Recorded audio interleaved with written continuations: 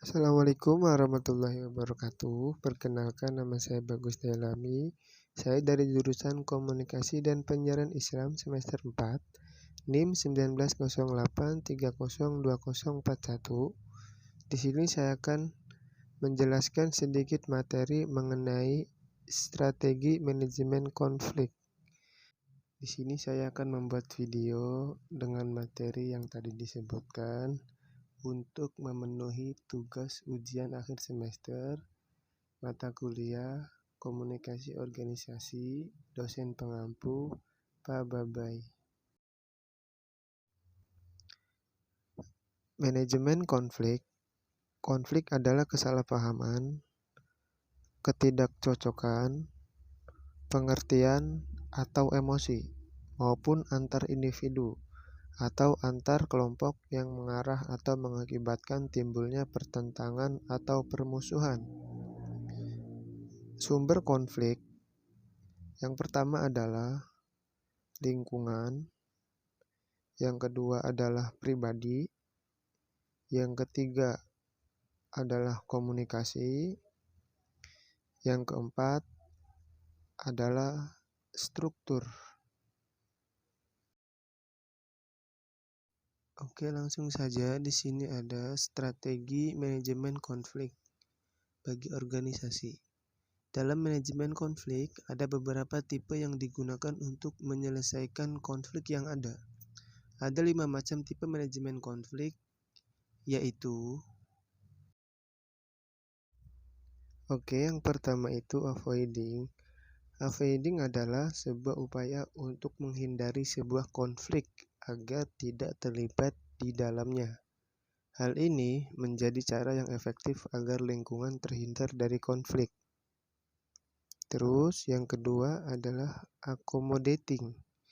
Accommodating merupakan usaha yang dilakukan dengan cara mengumpulkan berbagai pendapat pihak yang terlibat konflik.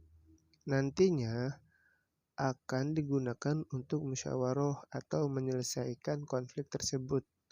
Namun, tetap mementingkan kepentingan dari salah satu pihak. Hal ini dapat merugikan salah satu pihak yang berkonflik. Yang ketiga, compromising. Compromising adalah berbeda dari accommodating.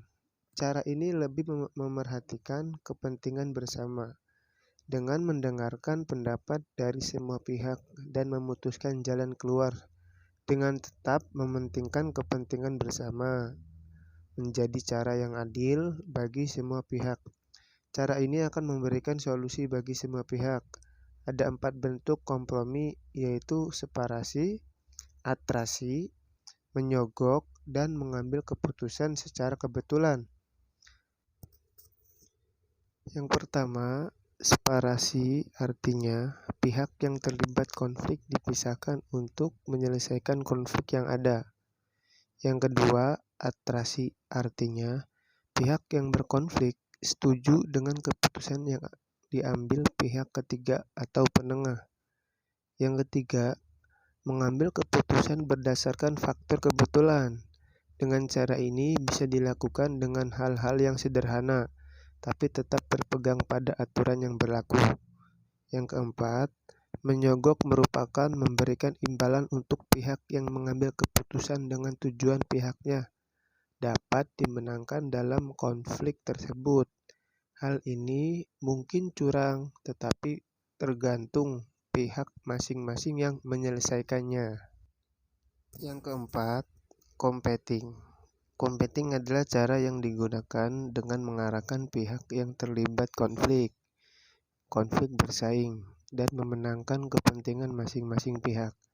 Cara ini pastinya tidak akan memberikan solusi bagi kedua belah pihak, dan yang pasti ada kalah dan ada yang menang.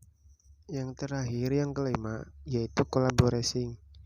Collaborating merupakan cara menyelesaikan konflik dengan bekerja sama, yang hasilnya memuaskan semua pihak. Semua pihak akan bekerja sama untuk menyelesaikan masalah dengan tetap memperhatikan kepentingan bersama. Konflik dari kehidupan bermasyarakat memang sangat erat, sehingga tidak dapat dipisahkan disebabkan keduanya itu sejajar atau sama. Contohnya, karena perbedaan status, budaya, agama, dan keterbatasan sumber daya itu adalah faktor-faktor yang dapat menyebabkan konflik. Oleh sebab itu, maka dibutuhkan strategi penyelesaian konflik. Terdapat 5 strategi umum yang dapat menyelesaikan konflik, yaitu 1. Ada penghindaran, 2. Akomodasi, 3. Kompetisi, 4. Kompromi, dan kelima, kolaborasi. Dari 5 strategi tersebut, selanjutnya dapat dilakukan langkah-langkah untuk menangani konflik, yaitu dengan 1. Menerima, mendefinisikan dan merumuskan pokok masalah dengan jelas. 2. Mengumpulkan keterangan dan fakta, namun harus terhindar dari tercampurnya opini atau pendapat. Yang ketiga, menganalisis dan memutuskan untuk pengambilan keputusan. Yang keempat, memberikan jawaban. Pihak manajemen memberitahukan kepada pihak karyawan agar tidak menjadi keputusan satu pihak. Yang kelima atau yang terakhir, tindak lanjut dari keputusan yang telah diambil. Langkah ini diperlukan untuk mengawasi akibat dari keputusan yang telah dipakai.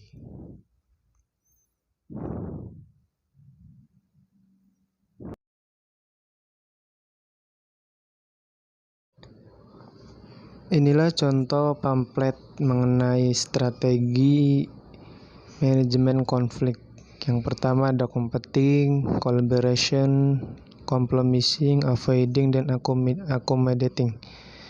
Dan di sampingnya juga ada keterangan mengenai competing itu apa, collaborating itu apa, compromising itu apa, avoiding itu apa, dan accommodating itu apa. Lebih jelasnya kita lihat terlebih dahulu di pamflet tersebut mengenai strategi manajemen konflik.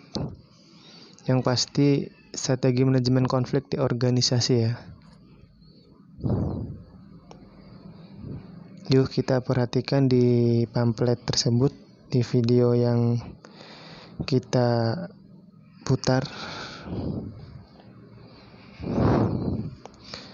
Kita pahami dan baca baik-baik mengenai strategi manajemen konflik ini biar kita paham. Konflik dapat terjadi pada siapapun maupun organisasi manapun. Untuk itulah baik individu, kelompok maupun antar organisasi kita harus mampu mengelola konflik yang terdapat dalam organisasi secara baik, agar tujuan organisasi dapat tercapai tanpa hambatan-hambatan yang menciptakan terjadinya konflik. Terdapat banyak cara dalam penanganan suatu konflik. Manajer maupun pimpinan harus mampu mendiagnosa konflik yang terjadi agar konflik yang terjadi bisa diselesaikan dengan pengolahan atau proses yang baik ataupun cocok dengan konflik yang terjadi dalam organisasi. Cukup sekian dari saya, kurang dan lebihnya mohon maaf. Video kali ini dibuat untuk memenuhi tugas ujian akhir semester mata kuliah Komor dengan dosen pengampu Pak Babai. Cukup sekian dari saya. Wabillahi taufiq wal hidayah. Wassalamualaikum warahmatullahi wabarakatuh.